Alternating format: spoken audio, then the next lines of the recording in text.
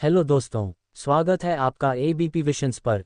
दोस्तों, आप सभी से हम निवेदन करते हैं कि एबीपी विशंस को अभी सब्सक्राइब करके बेल आइकन को दबाना ना भूलें।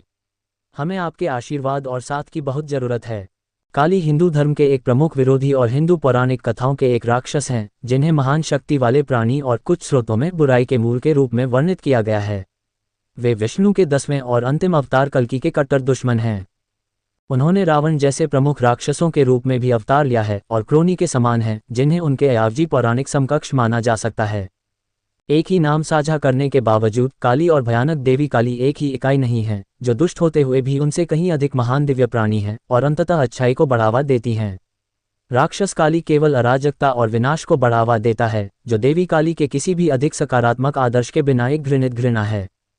राक्षस काली की दो पत्नियां हैं, दुरुक्ति और अलक्ष्मी, जो बदनामी और कलह का प्रतिनिधित्व करती हैं। दुरुक्ति से उसके दो बच्चे हैं, भयंकर, डर और मृत्यु, और उन्होंने और भी राक्षस पैदा किए जिन्हें नरक और यातना के नाम से जाना जाता है। देवी काली से उन्हें अलग करने के लिए आधुनिक समय में राक्षस काली को काली पुरुष काली के नाम से जाना जाता है, जबकि देवी काली को काली माँ काली के नाम से भी जाना जाता है। कलियुग हिंदू धर्म के सबसे भ्रष्ट और हिंसक चक्र का शासक है, जिसमें मानव जाति देवताओं को त्याग देती है और नैतिकता की जगह खुले तौर पर शत्रुता और अनैतिकता आ जाती है। इस चक्र को कलियुग के नाम से जाना जाता है, जिसका नाम इसकी नारकीय प्रकृति और इस तरह की बुराई की देखरेख करने वाले राक्षस के नाम पर रखा गया है। काली उन सभी चीज़ों का प्रतीक है जो अपवित्र हैं, संतुलन, शांति और जीवन का विनाश।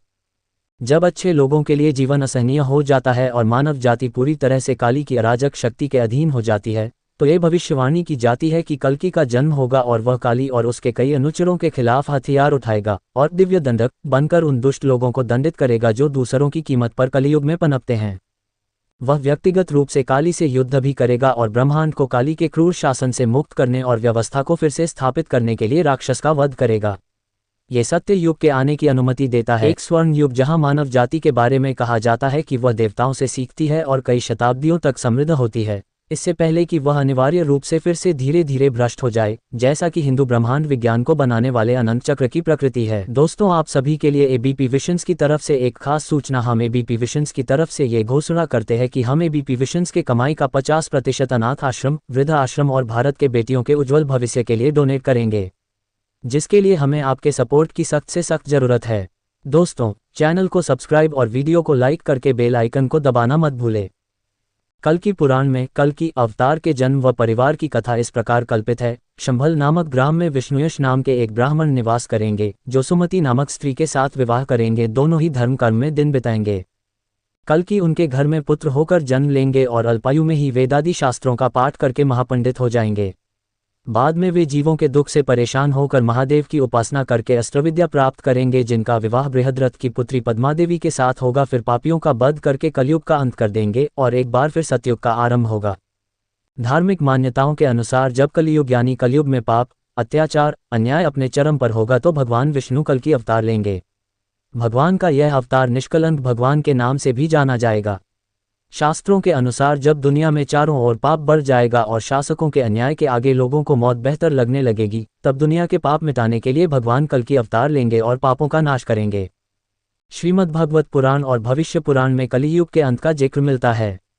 इसके अनुसार भगवान कल्कि का अवतार होगा, जो पापियों को मारकर एक बार फिर से सतयुग की स्थापना करेंगे।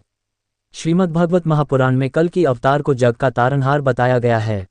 इसके अनुसार संभल नाम के नगरी में विष्णुयश नामक श्रेष्ठ ब्राह्मण के पुत्र के रूप में भगवान कल्कि का जन्म होगा। वो देवदत्त नाम के घोड़े पर सवार होकर अपना करवाल तलवार लेकर निकलेंगे और पापियों का खात्मा कर सतयुग का नींव रखेंगे। कल्कि पुराण के अनुसार भगवान विष्णु के 10वें अवतार कल्कि के गुरु होंगे। वो उन्हें युद्ध की शिक्षा, इसके साथ ही भगवान विष्णु कल्कि को भगवान शिव की तपस्या कर दिव्यास्त्र प्राप्त करने के लिए कहेंगे। कल्कि पुराण के अनुसार वो जीवों के दुख से कातर होकर महादेव की उपासना करेंगे और अस्त्रविद्या लेंगे।